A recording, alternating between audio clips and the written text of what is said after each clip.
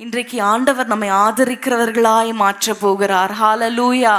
ஒருவேளை நீங்க சொல்லலாம், என்னுடைய பாடுகளே பெருசா இருக்கே, என்னுடைய சூழ்நிலைகளே இவ்வளவு கஷ்டமா இருக்கே, நான் எப்படி ஆதரிக்க முடியும்னு சொல்றீங்களா?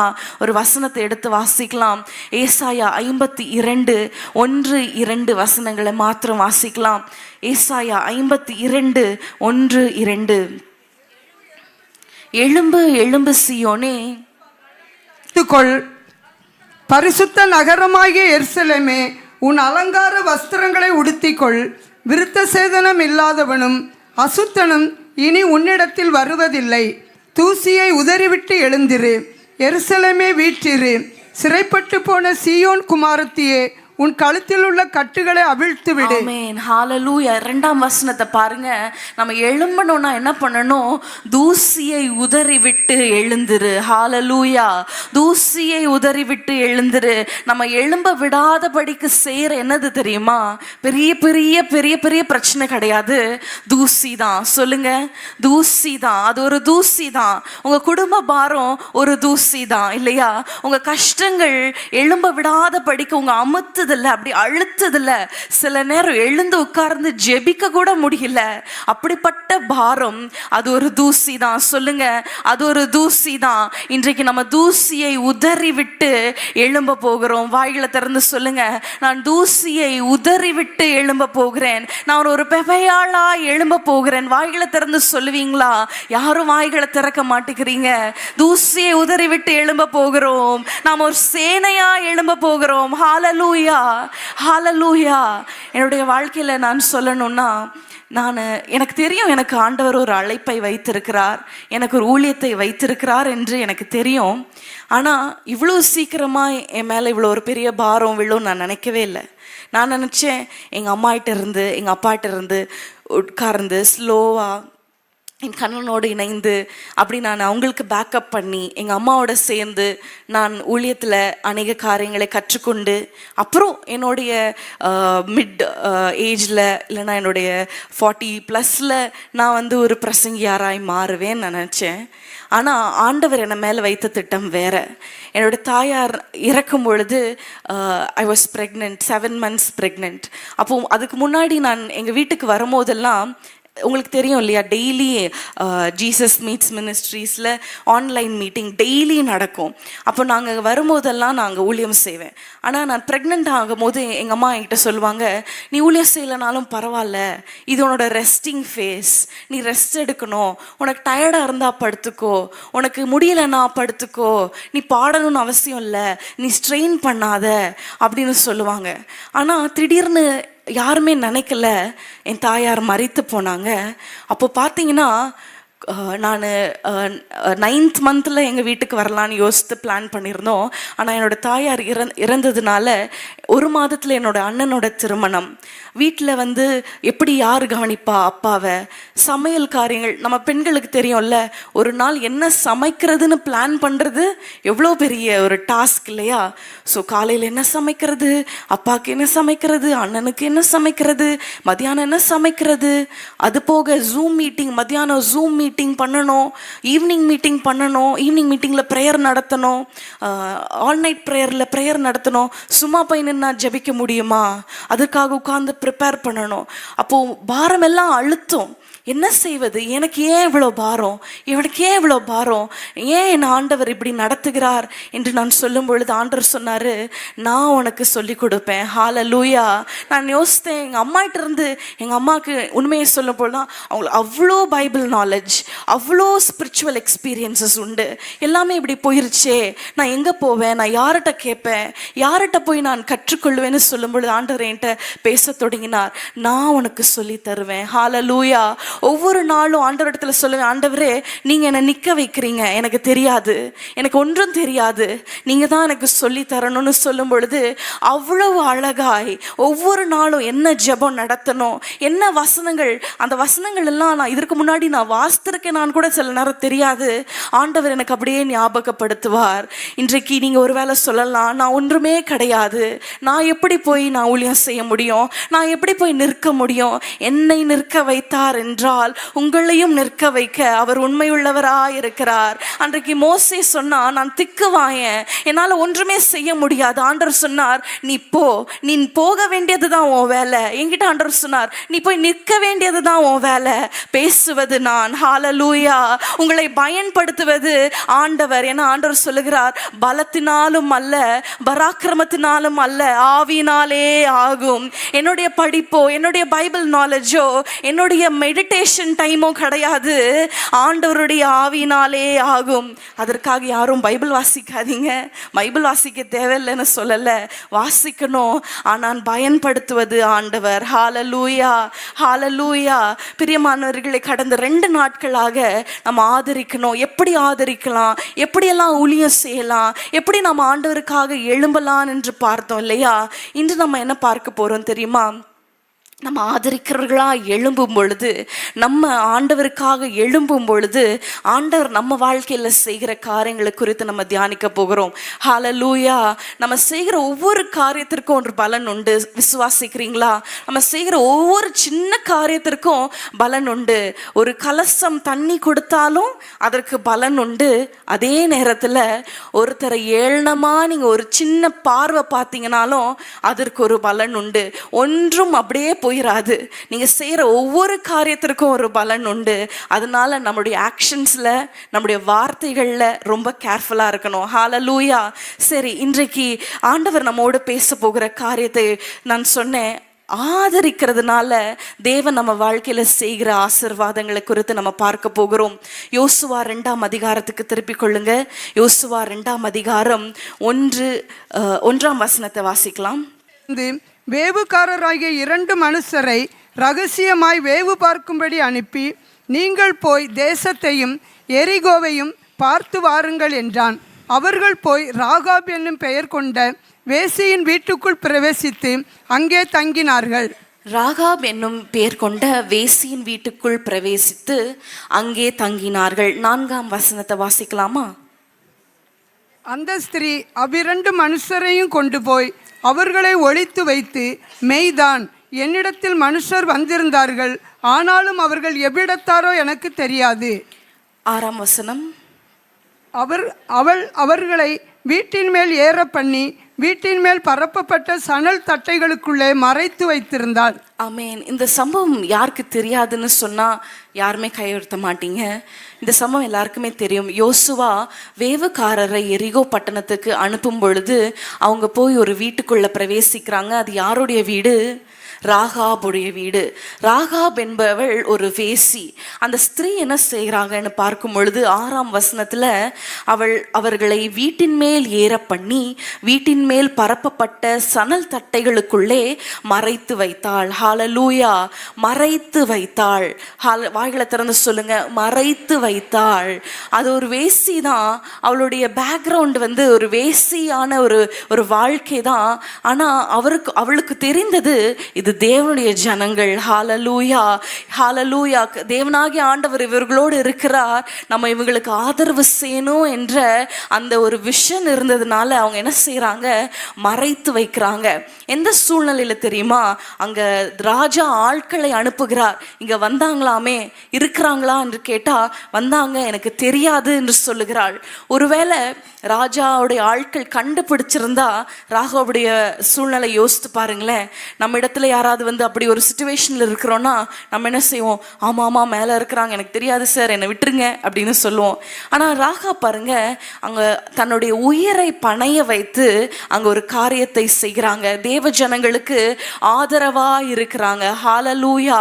அவள் மறைத்து வைத்தாள் என்று வாசிக்கிறோம். சொல்லுங்க, மறைத்து வைத்தாள். ஹalleluya. மறைத்து வைக்கிறது பிரியமானவர்களே, நான் சொல்லுவேன், அது ஒரு ஜெப ஊழியத்திற்கு அடையாளமா இருக்கிறது. ஹalleluya. ஜெபத்தினால நம்ம மறைத்து வைக்கிற ஊழியத்தை செய்யும் பொழுது ஹalleluya அதை தேவன் அங்கீகரிப்பார். ஹalleluya. நமக்கு தெரியும், பேதுரு சிறைச்சாலையில் அடைக்கப்பட்டிருக்கும் பொழுது சபையார் ஆதரவா இருந்தாங்க. எப்படி ஆதரவா இருந்தாங்க? ஊக்கமாய் ஜெபம் பண்ணாங்க. ஹalleluya. ஜெபத்தினால அங்க ஒரு விடுதலை கிடைத்தது. இன்றைக்கு ராகாபை குறித்து பார்க்கும் பொழுது அவள் மறைத்து வைத்தாள். அது ஜெபத்துக்கு அடையாளமா இருக்கிறது.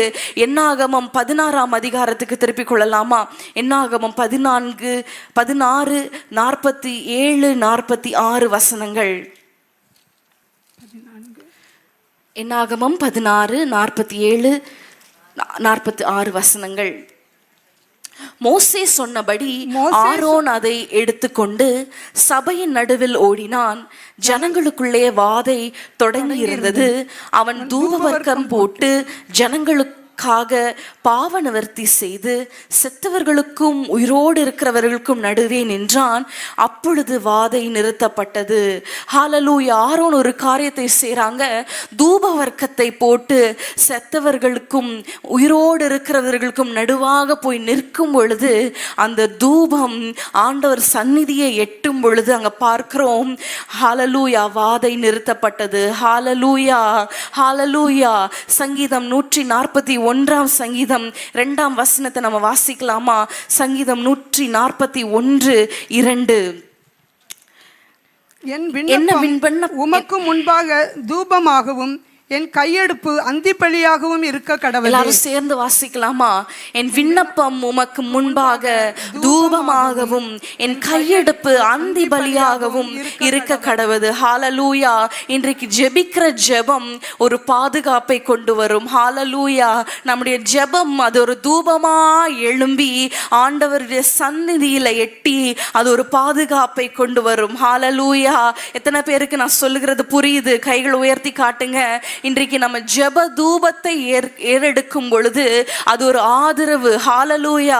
ஹalleluya. நீங்க ஊழியர்களுக்காக நம்ம ஜெபிக்க வேண்டும். இன்று நம்முடைய நாட்டின் சூழ்நிலை உங்களுக்கு தெரியும். அநேக வாசல்கள் அடைப்பட்டு கொண்டே வருகிறது. ஊழியர்கள் எவ்வளவு கஷ்டத்துல ஊழியம் செய்கிறாங்க தெரியுமா? நார்த் இந்தியால போய் பார்க்கும் பொழுது அவ்வளவு நெருக்கம், அவ்வளவு கஷ்டம், அவ்வளவு எதிர்ப்பு. அதன் மத்தியில அவங்க ஊழியம் செய்யறாங்க. நம்மளால அங்க போய் செய்யல முடியலனாலும் நம்ம செய்ய வேண்டிய ஒரு ஆதரவான ஒரு காரியம் ஜெபம். ஹalleluya. முதலாவது நான் சொன்னேன், மறைத்து வைத்தாள். ஹalleluya. எப்படி மறைத்து நம்ம வைக்கணும்? ஜெபத்தினால மறைத்து வைக்கணும். வாயில திறந்து சொல்லுங்க, ஜெபத்தினால மறைத்து வைக்கிற ஒரு ஆதரவு. ஹalleluya. ஒவ்வொரு நாளும் ஜெபத்தினால உங்கள் குடும்பத்தை மூடுங்க. ஹalleluya. உங்களுடைய சபையிலுடைய அந்த போதகரை, சபையில ஊழியம் செய்கிறவர்களை மறைத்து வைங்க. பிசாசின் கண்ணிக்கு ஹalleluya. சத்துருவின் போராட்டங்களுக்கு, மனுஷீக ஆவிகளுக்கு ஆண்டவரே சொல்லுங்க, ஆண்டவரே மறைத்து வைங்க. ஹalleluya. ஒன்று ஜெபத்துல மறைத்து வைக்கணும். இன்னொன்று என்ன தெரியுமா? மறைத்து வைக்கணும். பிறர் சில காரியங்கள் உங்களிடத்துல சொல்லும் பொழுது சகோதரிகளாக நம்ம பற்றி சாட்சி என்ன? சகோதரிகள்னா சொல்லிடுவாங்க, காசிப் பண்ணிடுவாங்க, நியூஸை ஸ்ப்ரெட் பண்ணிடுவாங்க. அந்த பேர்லாம் மாறணும். ஹalleluya. ஒருவர் உங்கள் இடத்துல அவங்க குடும்ப காரியத்தை சொல்கிறாங்கன்னா அதை மறைத்து வைங்க. சொல்லுங்க, மறைத்து வைக்கணும். ஹalleluya. சிஸ்டர், உங்களுக்கு தெரியுமா, கேள்விப்பட்டீங்களா? அப்படிப்பட்ட வார்த்தைகள் வரக்கூடாது. ஆமேன்னு சொல்லுங்க. மறைத்து வைக்கணும். ஹalleluya. முக்கியமாக ஊழியம் செய்கிறவர்கள் மறைத்து வைக்கணும். ஹalleluya. மற்றவர்கள் வாழ்க்கையை பற்றி, மற்றவர்கள் குடும்பத்தில் இருக்கிற காரியத்தை பற்றி இன்னொரு கிட்ட நீங்க சொல்லக்கூடாது. உங்களை நம்பி ஒருத்தர் உங்கள்கிட்ட சொன்னாங்கன்னா எதற்கு? ஜெபிப்பதற்காக. ஹalleluya. உங்களை நம்பி சொல்றாங்க, ஜெபிப்பாங்கன்னு சொல்லி நீங்க இடத்துல சொல்லி அவங்கள தூற்றுவீங்கன்றதற்காக அல்ல. அதனால இன்னைக்கு என்ன பண்ணணும் தெரியுமா? நம்ம ஜெபத்துல மறைத்து வைக்கணும், நம்ம வாயில மறைத்து வைக்கணும். ஹalleluya. இப்படி ராகா மறைத்து வைத்ததுனால அவங்க வாழ்க்கையில நடந்தது என்ன தெரியுமா? யோசுவா 6ஆம் அதிகாரத்துக்கு திருப்பிக் கொள்ளலாம். யோசுவா 6:25 வசனத்தை நம்ம வாசிக்கலாம். யோசுவா 6:25. எரிகோவை வேவு பார்க்க யோசுவா அனுப்பின ஆட்களை ராகாப் என்னும் வேசி மறைத்து வைத்தபடியினால் அவளையும் அவள் தகப்பன் வீட்டாரையும் அவளுக்குள்ள யாவையும் யோசுவா உயிரோடே வைத்தான். அவள் இந்நாள் வரைக்கும் இஸ்ரவேலின் நடுவிலே குடியிருக்கிறாள். ஆமென்.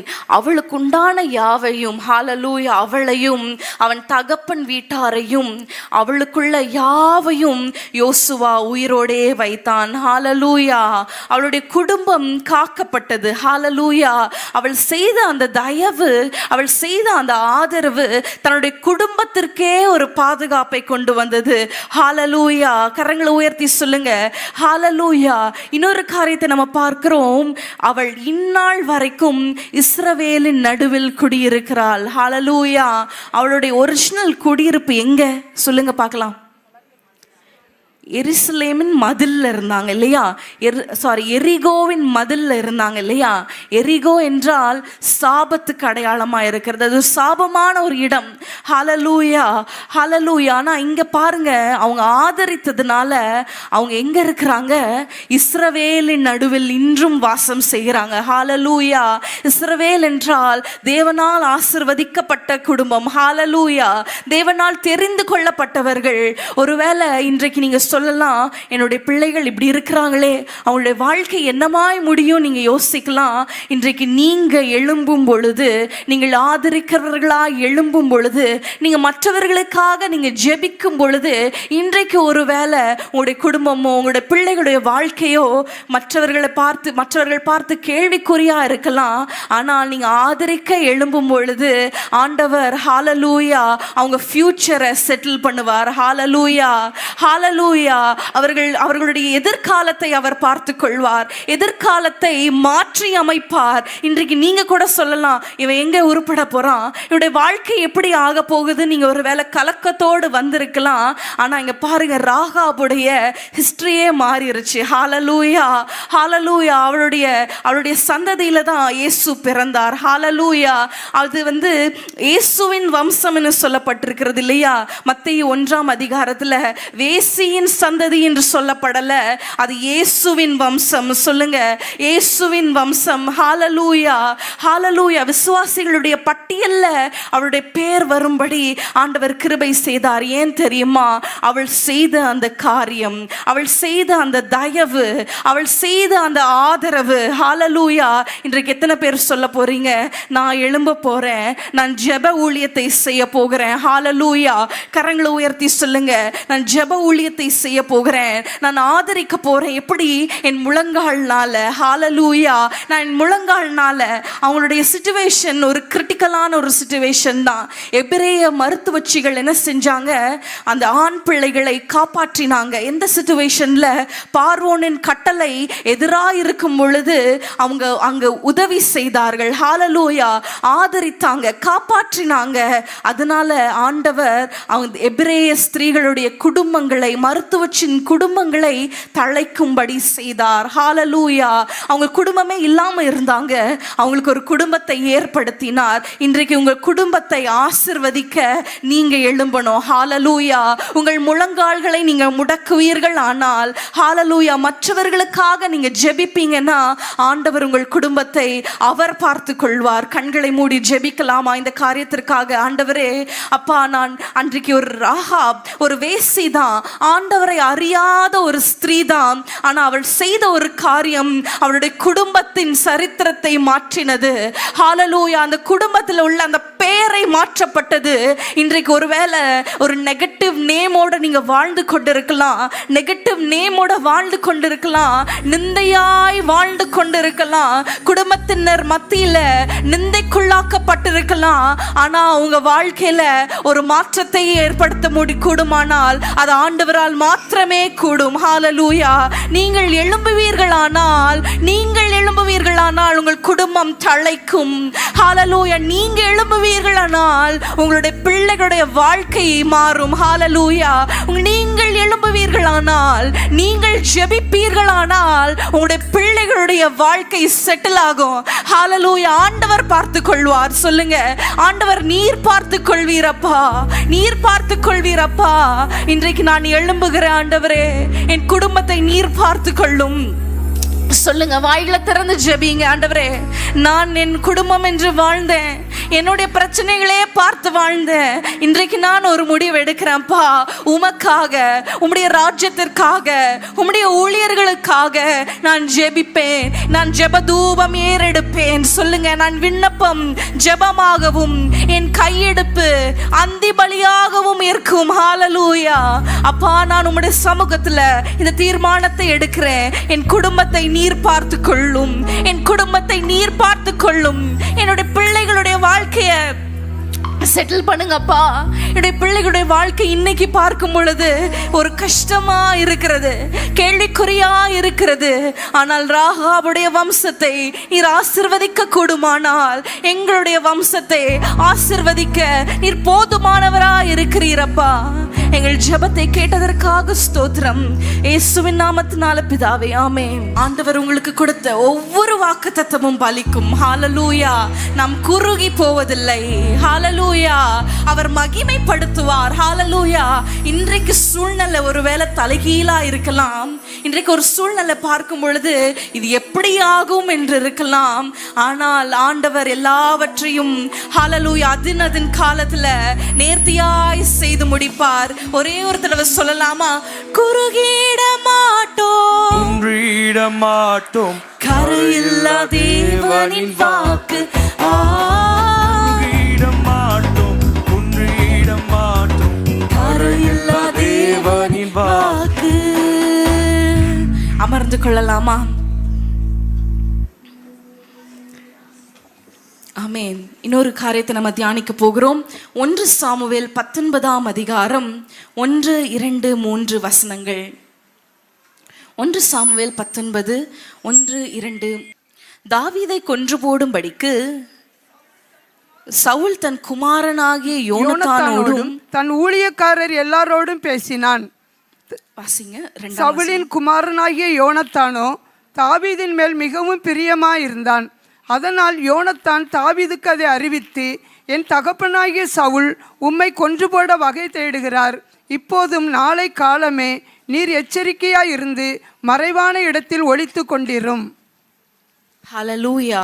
3ஆம் வசனம் வாசிங்க. நான் புறப்பட்டு வந்து நீர் வெளியில் இருக்கும் இடத்தில் என் தகப்பன் பக்கத்திலே நின்று உமக்காக என் தகப்பனோடே பேசி நடக்கும் காரியத்தை கண்டு உமக்கு அறிவிப்பேன் என்றான். இங்கே பார்க்கிறோம், தாவீதும் யோனத்தானும் மிகுந்த ஒரு க்ளோஸ் ஃப்ரெண்ட்ஸாக இருந்தாங்க. அதனால யோனத்தான் என்ன செய்கிறார்? சவுல் தாவீதை கொலை செய்ய போகிறார் என்று அறிந்து என்ன சொல்லுகிறார்? நீங்கள் போய் மறைவான இடத்துல ஒளித்து கொண்டிரும். ஹalleluya. அங்கு யோனத்தான் தாவீதுக்கு செய்கிற அந்த ஆதரவை பார்க்கிறோம் இல்லையா? ஹalleluya. ஒருவேளை யோசித்து பாருங்க, உங்க இடத்துல ஒரு கேள்வி கேட்கிறேன். தாவீது கொலை செய்யப்பட்டிருந்தால் அடுத்த ராஜா யாரு? சவுலுக்கு அப்புறம் யோனத்தான் தான் வந்திருப்பாங்க இல்லையா? அது யோனத்தானுக்கு தெரியும் இல்லையா? தாவீது இல்லைன்னா நான் தான் அடுத்த ராஜா. ஆனால் அதை தெரிந்திருந்தும் தன்னலமற்றமாய், ஹalleluya, தன்னலம் இல்லாமல் தாவீதை அங்கே அவர் பாதுகாக்கிறத நம்ம பார்க்குறோம். ஹalleluya. யோனத்தானுக்கு தெரியும், தாவீது இல்லைன்னா நான் ராஜ்யத்துக்கு வருவேன், ராஜ்யபாரம் என் மேலே வரும், என்னுடைய குடும்பம் என்ன சொல்கிறது, அரண்மனையில் இருப்பாங்க, தொடர்ந்து என்னுடைய சந்ததி ராஜ்யத்தில் இருப்பாங்கன்னு சொல்லி அந்த யோனத்தானுக்கு தெரிந்து இருந்தாலும் அங்கு தாவீதுக்கு தயவு பாராட்டுகிறார். ஹalleluya. ஹalleluya. தன்னுடைய ராஜ்ய பாரத்தை விட்டு கொடுக்கிறார் என்று சொல்லலாம் இல்லையா? தன்னலமாய் அங்கு தாவீதுக்கு அங்க யோனத்தான் ஆதரவு செய்கிறார். எவ்வளவு பெரிய விஷயம் இல்லையா? இன்னைக்கு நம்மளால அப்படி செய்ய முடியுமா? கேள்விக்குறிதான். ஆனாலும் பார்க்கிறோம், இப்படி அவர் செய்ததுனால என்ன நடந்தது தெரியுமா? 2 சாமுவேல் 9ஆம் அதிகாரத்துக்கு திருப்பிக் கொள்ளலாமா? 2 சாமுவேல் 9ஆம் அதிகாரம் 1ஆம் வசனத்தை வாசிங்க. யோனத்தான் நிமித்தம் என்னால் தயவு பெறத்தக்கவன் எவனாவது சவுலின் வீட்டாரில் இன்னும் மீதியாய் இருக்கிறவன் உண்டா என்று தாவீது கேட்டான். ஹalleluya. யோனத்தான் நிமித்தம் என்னால் தயவு பெறத்தக்கவன் யாராவது இருக்கிறாங்களா என்று தாவீது விசாரிக்கிறார். 3ஆம் வசனத்தை வாசிக்கலாமா?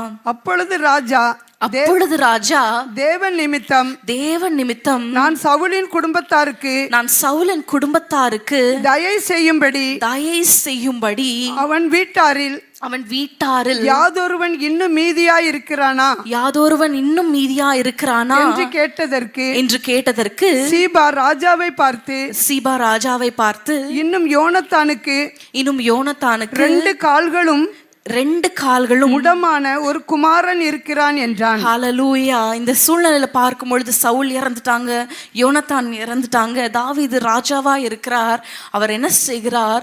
யோனத்தான் எனக்கு செய்த தயவின் நிமித்தம் நான் அவங்க குடும்பத்துல யாருக்காவது நான் தயவு செய்ய முடியுமா என்று கேட்கிறார். அப்பொழுது சீபா சொல்லுகிறான், இன்னும் யோனத்தானுக்கு 2 கால்களும் உடமான ஒரு குமாரன் இருக்கிறான் என்றான். ஹல்லேலூயா. அன்றைக்கு உலக பிரகாரமான ராஜாவே மறக்கல. ஹல்லேலூயா, ஹல்லேலூயா. இன்னும் இருக்கிறான், ஒரு குமாரன் இருக்கிறான். இன்றைக்கு நம்முடைய பரலோக பிதா ஹல்லேலூயா நம்மை மறந்து விடுவாரா? நம்ம செய்கிற ஒவ்வொரு காரியத்தையும் அவர் கணக்குல வைத்திருக்கிறார். ஹல்லேலூயா. அவர் என்ன செய்தார் தெரியுமா? நம்ம வாசிக்கலாம், 7ஆம் வசனத்தை வாசிக்கலாமா? தாவீது அவனை பார்த்து நீ பயப்படாதே, உன் தகப்பனாகிய யோனத்தான் நிமித்தம் நான் நிச்சயமாய் உனக்கு தயை செய்து உன் தகப்பனாகிய சவுலின் நிலங்களை எல்லாம் உனக்கு திரும்ப கொடுப்பேன். ஹல்லேலூயா. சொல்லுங்க. நீ என் பந்தியில் நித்தம் அப்பம் புசிப்பாய் என்றான். அப்பம் புசிப்பாய். ஹல்லேலூயா, ஹல்லேலூயா. நிலங்களை எல்லாம் உனக்கு திரும்ப கொடுப்பேன். ஹல்லேலூயா. எதையெல்லாம் இழந்தீங்களோ இன்றைக்கு ஆண்டவர் திரும்ப தர அவர் உண்மையுள்ளவராய் இருக்கிறார். ஹல்லேலூயா. நிலங்களை இழந்திருக்கலாம், ஆஸ்திகளை இழந்திருக்கலாம். ஒருவேளை நீங்க சொல்லலாம், என்னுடைய பேரை நான் இழந்துட்டேன். ஹல்லேலூயா. என்னுடைய பேரை நான் இழந்துட்டேன், எனக்கு ஒரு கெட்ட பேர் வந்துருச்சு. நீங்க இழந்ததை எல்லாவற்றையும் அவர் திரும்ப கொடுப்பார். ஹல்லேலூயா. அது மாத்திரமல்ல, நீ என் பந்தியில் நித்தம் அப்பம் புசிப்பாய். ஹல்லேலூயா, ஹல்லேலூயா. ஒருவேளை யோனத்தான் ராஜாவா இருந்தா மேவி போசேத்துக்கு நித்தம் அங்க பந்தி ஆயத்தப்படுத்தி இருப்பாங்க. ஆனா அன்றைக்கு யோனத்தான் தன்னுடைய தகப்பனார் செய்த அந்த தயவு பிள்ளைகளை அன்றைக்கு இங்க போஷிக்கிறது. ஹல்லேலூயா, ஹல்லேலூயா.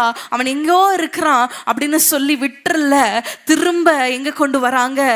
ஹல்லேலூயா, அரண்மனைக்கு கொண்டு வராங்க. யோனத்தான் ஒருவேளை ராஜாவா இருந்தா மேவி போசேத் அரண்மனையில இருந்திருப்பாரு. ஆனா அன்றைக்கு யோனத்தான் செய்த தயவின் நிமித்தம் மேவி போசேத் அரண்மனைக்கு கொண்டு வரப்பட்டான். ஹல்லேலூயா. 11ஆம் வசனத்துல நம்ம வாசிக்கிறோம், ராஜகுமாரரில் ஒருவனை போல் மேவி போசேத் என் பந்தியில் ஆசனம் பண்ணுவான். ஹல்லேலூயா, ஹல்லேலூயா. ராஜகுமாரரில் ஒருவனை போல். ஏன் தெரியுமா?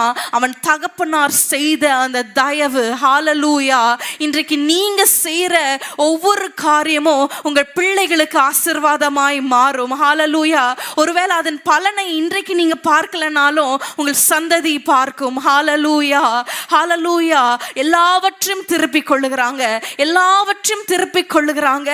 அது மாத்திரமல்ல, ராஜாவுடைய பந்தியில ராஜகுமாரரில் ஒருவனை போல். ஹல்லேலூயா. மேவி போசேத் அதை நினைச்சு கூட பார்த்திருக்க மாட்டார். அவர் சொல்லுவார் ஒரு இடத்துல, நான் செத்த நாயை போல் இருக்கிறேன், நான் இதற்கு பாத்திரனே அல்ல என்று பயத்தோடு நிற்பான். ஆனா ராஜா அங்கு தயவு பாராட்டுகிறார். ஏன் தெரியுமா? அவனுடைய தகப்பன் செய்த தயவின் நிமித்தம். ஹல்லேலூயா. இன்றைக்கு உங்க குடும்பத்துக்கு ஆண்டவர் தயவு செய்ய வேண்டுமானால், ஹல்லேலூயா, இன்றைக்கு நீங்க என்ன தயவு செய்ய போறீங்க? உங்கள் பிள்ளைகளுக்காக இன்றைக்கு நீங்க எழும்புவீங்களா? ஹல்லேலூயா. கண்களை மூடி ஜெபிக்கலாமா? வேதத்துல வாசிக்கிறோம், நீதிமான் சந்ததி அப்பத்துக்கு இறந்து திருந்ததையும் காணவில்லை. ஹல்லேலூயா, ஹல்லேலூயா. அவர் நம்ம சந்ததிகளை ஆதரிப்பார். சொல்லுங்க, அவர் என் சந்ததியை ஆதரிப்பார், அவர் என் சந்ததியை ஆதரிப்பார். நான் இழந்ததை அவர் எனக்கு திரும்ப கொடுப்பார். ஹல்லேலூயா. பிள்ளைகளுக்காக ஜெபிங்க. ஆண்டவரே, என்னுடைய சந்ததி ஆண்டவரே அப்பத்துக்கு இறந்து திரியக்கூடாது. அன்றைக்கு மேவி போசேத்துக்கு ஆண்டவர் தயவு பாராட்டினது போல் ஆண்டவரே எங்கள் பிள்ளைகளுக்கு தயவா இருங்கப்பா, தயவு தயவா இருங்கப்பா. எப்பொழுது தயவு கிடைத்தது? தன்னுடைய தகப்பனாருடைய தயவின் நிமித்தம், யோனத்தானின் தயவின் நிமித்தம். சொல்லுங்க, யோனத்தானின் தயவின் நிமித்தம். இன்றைக்கு நம்ம தயவு செய்தாதானே, இன்றைக்கு நம்ம ஆதரித்தாதானே நம்ம பிள்ளைகளுக்கு நாளைக்கு ஆசீர்வாதம். ஆண்டவரிடத்துல ஒப்பு கொடுங்க. ஆண்டவரே, என் பிள்ளைகளுக்காக நான் எழும்புவேன் அப்பா, என் பிள்ளைகளுடைய எதிர்காலத்திற்காக நான் எழும்புவேன் ஆண்டவரே, நான் உமக்காக நான் எழும்புவேன் அப்பா. நீங்க எழும்பிட்டா போதும், ஆண்டவர் எல்லாவற்றையும் பார்த்து கொள்வார். ஹல்லேலூயா, ஹல்லேலூயா. நேரம் போய்கொண்டே இருக்கிறது. இன்னொரு காரியத்தை நம்ம தியானிக்கலாமா? 1 ராஜாக்கள் 17ஆம் அதிகாரத்துக்கு திருப்பிக் கொள்ளுங்க. நம்ம கடைசியில் ஜெபிக்கலாம். 1 ராஜாக்கள் 17:9. நீ எழுந்து சீதோனுக்கு அடுத்த சாரிபாத் ஊருக்கு போய் அங்கே தங்கியிரு, உன்னை பராமரிக்கும்படி அங்கே இருக்கிற ஒரு விதவைக்கு கட்டளையிட்டேன் என்றார். ஆமென். பராமரிக்க யாருக்கு கட்டளையிடுகிறார்? ஒரு விதவைக்கு. ஹல்லேலூயா. விதவைன்னு சொல்லும் பொழுது வாழ்க்கையில கைவிடப்பட்ட ஒரு சூழ்நிலை இல்லையா? அவங்களுக்கு பிரெட் வின்னர் யாருமே இல்லை. தன்னுடைய ஹஸ்பண்ட் தான் அவங்களுக்கு எல்லாவற்றையும் போஷிக்கிறவர்களாக இருப்பாங்க. போஷிக்கிற அந்த சோர்ஸே இல்லை. ஒரு ஃபினான்ஷியல் சப்போர்ட் இல்லாத ஒரு ஸ்திரீ. ஆனால் அவங்க என்ன செய்கிறாங்க தெரியுமா? அன்றைக்கு எலியா கேட்கும் பொழுது, ஒரு அடையை எனக்கு கொண்டு வா என்று சொல்லும் பொழுது அவங்க என்ன செய்தாங்க? கொண்டு வந்தாங்க. ஹல்லேலூயா. தன்னுடைய இல்லாமையில், தன்னுடைய குறைவில் அவங்க செய்ததுனால நம்ம பார்க்கிறோம். 14ஆம் வசனத்தை பார்க்கலாமா? 14 16 வரைக்கும் வாசிக்கலாமா? கர்த்தர் தேசத்தின் மேல் மழையை கட்டளையிடும் நாள் மட்டும் பானையின் மா செலவழிந்து போவதும் இல்லை, கலசத்தின் எண்ணெய் குறைந்து போவதும் இல்லை என்று குறைந்து போவதில்லை இஸ்ரவேலின் தேவனாகிய கர்த்தர் சொல்லுகிறார் என்றான். அவள் போய் எலியாவின் சொற்படி செய்தாள். அவளும் இவனும் அவள் வீட்டாரும் அநேக நாள் சாப்பிட்டார்கள். ஆமென். கர்த்தர் எலியாவை கொண்டு சொன்ன வார்த்தையின்படியே பானையிலே மா செலவழிந்து போகவும் இல்லை, கலசத்தின் எண்ணெய் குறைந்து போகவும் இல்லை. ஆமென். சொல்லுங்க, என்னுடைய வீட்டுல மா செலவழிந்து போகிறதில்ல, எண்ணெய் குறைந்து போவதில்லை. திரும்ப சொல்லுவீங்களா? எப்பொழுது எலியாவை ஆதரிக்கும் பொழுது, ஹல்லேலூயா, தன்னிடத்துல இருந்த கொஞ்சம் மாவு, கொஞ்சம் எண்ணெய், கொஞ்சம் காசு, அதில் ஆண்டவருக்காக கொடுக்கிறேன், தேவனுடைய மனுஷனுக்காக கொடுக்கிறேன் என்று சொல்லி அவங்க கரத்தை நீட்டும் பொழுது அவங்களுடைய ஹல்லேலூயா, அவங்களுடைய எண்ணெய் மா செலவழிந்து போகலை. ஹல்லேலூயா. பஞ்சத்தில் ஆண்டவர் போஷித்தார். ஹல்லேலூயா. இன்றைக்கு ஒருவேளை வனாந்திரமான சூழ்நிலையில் நீங்கள் இருக்கலாம். என்னுடைய கையில் காசு இல்லை, என்னுடைய பேங்க்ல காசு இல்லை, எனக்கு அது இல்லை இது இல்லை நீங்கள் சொல்லலாம். ஆனால் இன்றைக்கு உங்களிடத்தில் இருக்கிறத ஆண்டவர் உங்களிடத்துல உணர்த்தும் போது நீங்கள் அதை செய்யும் பொழுது அதை அவர் கனப்படுத்துவார். ஹல்லேலூயா. ஒரு பொருளாதார ஆசீர்வாதத்தை இங்கே பார்க்கிறோம். அவங்க தயவு செய்யும் பொழுது, பராமரிக்கும் பொழுது அங்கே ஒரு பொருளாதார ஆசீர்வாதத்தை ஆண்டவர் கட்டளையிடுகிறார். ஹல்லேலூயா. அதே போல தான் 2 ராஜாக்கள் 4ஆம் அதிகாரத்தில் ஒரு ஸ்திரீயை குறித்து பார்க்கிறோம், சூனேமியாளை குறித்து பார்க்கிறோம். 9-10 வசனங்களை நம்ம மட்டும் வாசிக்கலாமா? 2 ராஜாக்கள் 4ஆம் அதிகாரம் 9-10. அவள் தன் புருஷனை நோக்கி, இதோ நம்மிடத்தில் எப்போதும் வந்து போகிற தேவனுடைய மனுஷனாகிய இவர் பரிசுத்தவான் என்று காண்கிறேன். நாம் மெத்தையின் மேல் ஒரு சிறிய அறை வீட்டை கட்டி அதில் அவருக்கு ஒரு கட்டிலையும் மேஜையையும் நாற்காலியையும் குத்துவிளக்கையும் வைப்போம். அவர் நம்மிடத்தில் வரும்போது அங்கே தங்கலாம் என்றாள். ஹல்லேலூயா. இங்கே பார்க்குறோம், எலிசாவுக்கு ஒரு வீட்டை ஆயத்தம் பண்ணுறாங்க. அந்த ஸ்திரீ, இந்த தேவ மனுஷர் போகிறாரே, அவருக்கு தங்க ஒரு இடம், தங்கிறதுக்கு மாத்திரமல்ல, ஒரு அறை வீட்டை கட்டி அவருக்கு கட்டில், மேஜை, நாற்காலி, குத்துவிளக்கு எல்லாவற்றும் ஒரு வசதியை அவங்க ஏற்படுத்தி தராங்க. நீங்கள் வீட்டில் போய் அதை வாசித்து பார்ப்பீங்க என்றால், அவங்களுக்கு பிள்ளை இல்லாது இருந்தாங்க. அங்கே ஆண்டவர் அவர்களுக்கு பிள்ளையை கொடுத்தார். எதனால தெரியுமா? அவங்க எலிசாவை ஆதரித்ததுனால, பராமரித்ததுனால அவங்களுடைய அந்த மலட்டுத்தன்மையை அவர் மாற்றி போட்டார். ஹல்லேலூயா. தொடர்ந்து பார்க்கும் பொழுது அந்த பிள்ளை இறந்து விடுகிறது. பிள்ளை இறந்துருச்சே என்று சொல்லி திரும்ப எலிசா இடத்துல போறாங்க. ஆண்டவர் இடத்துல சொல்றாங்க, ஐயோ, அந்த லேடி நம்மளை பராமரித்தாங்களே, நமக்காக உதவி செய்தார்களே என்று சொல்லி ஆண்டவர் அந்த பிள்ளையின் உயிரை திரும்ப தருகிறார். ஹல்லேலூயா. இன்றைக்கு இன்றைக்கு நம்முடைய வாழ்க்கையில் இருக்கிற எல்லா குறைவுகளையும் அவர் நிறைவாக்குவார். ஹalleluya. பொருளாதாரத்தில் குறைவு, குடும்பத்தில் குறைவு, குடும்பத்தில் திருமணம் ஆகலை, குடும்பத்தில் பிள்ளைகள் பிறக்கலை, இப்படியெல்லாம் சொல்றீங்களா? இன்றைக்கு நம்ம ஆண்டவருக்காக ஆதரிக்கிறவர்களா எழும்பும் பொழுது நம்முடைய தேவைகளை அவர் பார்த்து கொள்வார். ஹalleluya. நம்முடைய தேவைகள் எல்லாவற்றையும் அவர் பூர்த்தி செய்வார். ஹalleluya. ஹalleluya. எப்பொழுது தெரியுமா? அந்த இதுல பஞ்சத்துல அவங்க பராமரித்தாங்க, பஞ்சத்துல ஆண்டவர் அவர்களை பராமரித்தார். ஹalleluya. நல்ல நிலைமையில இருக்கும் போது அல்ல பிரியமானவர்களே. ஹalleluya. அவங்க கஷ்டமான சூழ்நிலையில அவங்க செய்த காரியத்தை ஆண்டவர் அப்படியே விட்டு விடுகிற தேவன் அல்ல. ஹalleluya. எல்லாவற்றுக்கும் ஒரு பலனை ஆண்டவர் தருகிற தேவனா இருக்கிறார். நம்ம இந்த நேரத்தில் எழுந்து நின்று நம்ம ஜெபிக்க போகிறோம். எத்தனை ஆசீர்வாதங்கள் ஆதரிக்கிறதுனால இன்னைக்கு நம்ம பார்த்தோம் இல்லையா? நம்முடைய பிள்ளைகளுடைய வாழ்க்கையை அவர் செட்டில் பண்ணுகிற தேவனா இருக்கிறார். அன்றைக்கு ராகாபுடைய குடும்பத்தை அவர் பாதுகாத்தார். ஹalleluya. ஆசீர்வாதமான ஒரு சந்ததியை ஏற்படுத்தினார். மேவி போசேத்துக்கு தயவு உண்டானது ராஜகுமாரரில் ஒருவனை போல. சொல்லுங்க, இன்றைக்கு நம்முடைய பிள்ளைகளை குறித்து அப்படி சொன்னா எப்படி இருக்கும் இல்லையா?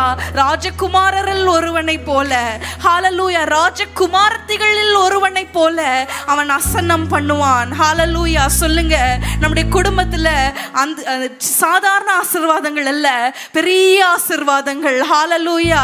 சின்ன சின்ன ஆசீர்வாதங்கள் இல்ல, ராஜகுமாரத்திகளுக்குள்ள ஆசீர்வாதம். சொல்லுங்க, என்னுடைய பிள்ளை ராஜகுமாரத்தியை போல இருக்கணும்னா நான் இன்னைக்கு எழும்பணும். ஹalleluya.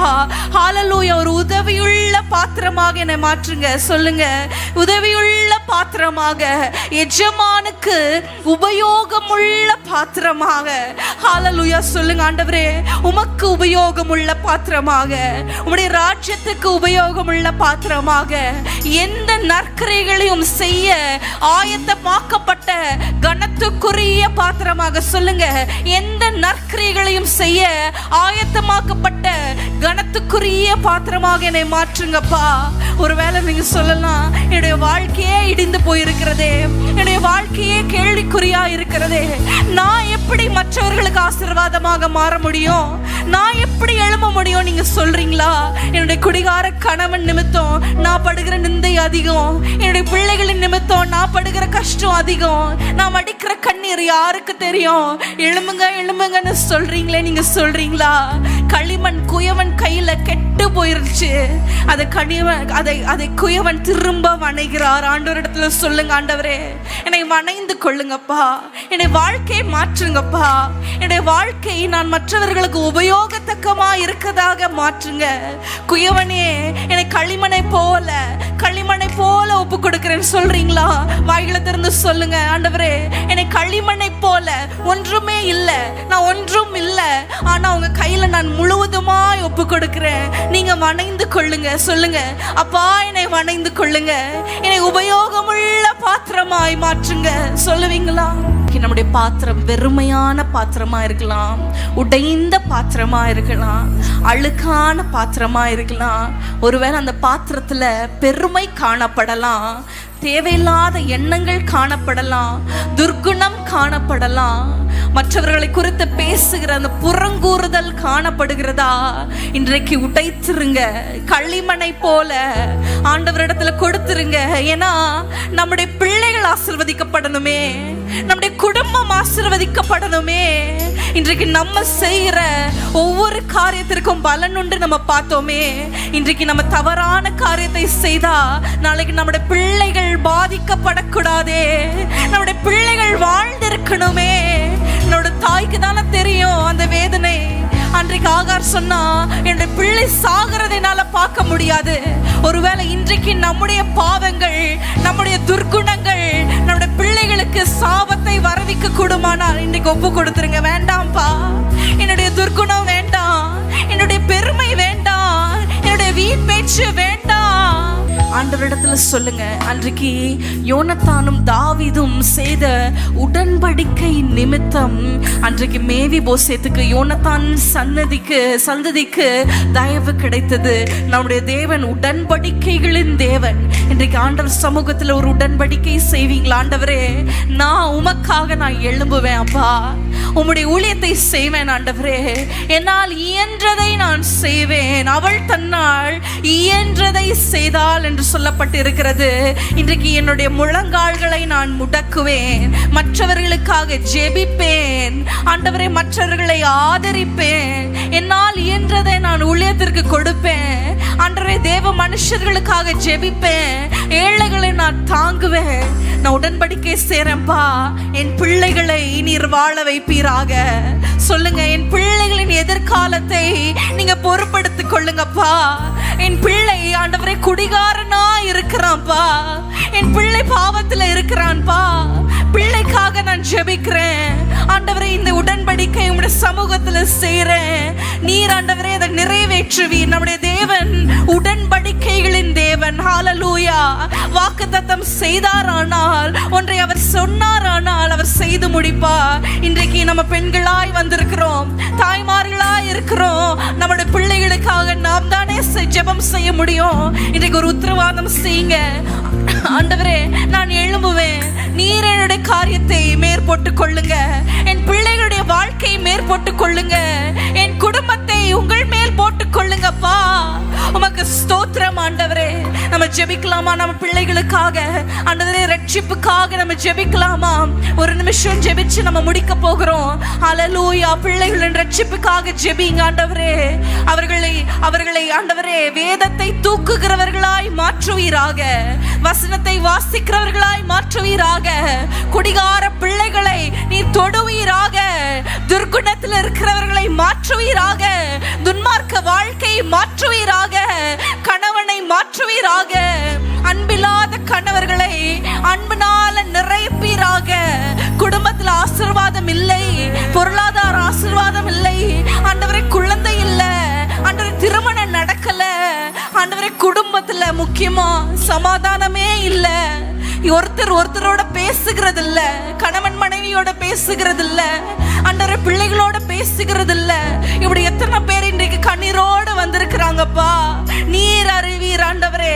அந்த நிலைகளை எல்லாவற்றையும் மாற்றி நீதிமானின் கூடாரத்தில் ரட்சிப்பின் கம்பீர சத்தம் உண்டாயிருக்கும் என்று சொன்னது போல, இங்க வந்திருக்கிற ஒவ்வொருத்தருடைய கூடாரத்தில் ரட்சிப்பின் கம்பீர சத்தம், மணவாளனின் சத்தம், மணவாட்டியின் சத்தம், களிப்பின் சத்தம், மகிழ்ச்சியின் சத்தம் உண்டாயிருப்பதாக, உண்டாயிருப்பதாக. கூக்குரல் வேண்டாம், கண்ணீர் வேண்டாம், சஞ்சலமும் தவிப்பும் ஓடிப்போம் சொன்னது போல ஆசீர்வதிப்பீராக. உம்மை நம்பி வந்தவர்களை நீர் வெறுமையாய் அனுப்புகிறதில்ல, ஒருவரையும் நீர் புறம்பே தள்ளுகிறதில்ல. உடைய கரத்துல ஒப்பு கொடுத்து நாங்கள் ஜெபிக்கிறோம் அப்பா. நீங்க பொறுப்படுத்திக் கொள்ளுங்க, நீங்க பொறுப்படுத்திக் கொள்ளுங்க அப்பா. இந்த நேரத்துல எங்களோடு இடைப்பட்ட உடைய கிருபைக்காக ஸ்தோத்திரம். ஆவியானவரே உமக்கு ஸ்தோத்திரம். எல்லா துதி கன மகிமை உமக்கு செலுத்துகிறோம் இயேசுவின் நாமத்தில் பிதாவே, ஆமென். ஒரே ஒரு முறை மகிமைப்படுத்துவேன் என்றாரே, அந்த மட்டும் நம்ம பாடிட்டு அப்படியே உட்கார போறோம். சேர்ந்து பாடலாமா? விசுவாசிக்கிறீங்களா? இன்றைக்கு ஆண்டவர் சமூகத்துல நம்ம உடன்படிக்கை செய்திருக்கிறோம். நான் எழும்புவேன்ற ஒரு தீர்மானம் எத்தனை பேர் எடுத்திருக்கிறீங்க? ஹல்லேலூயா. நாம் ஜெபிப்போம். ஹல்லேலூயா. நம் குடும்பம் ஆசீர்வதிக்கப்படும்.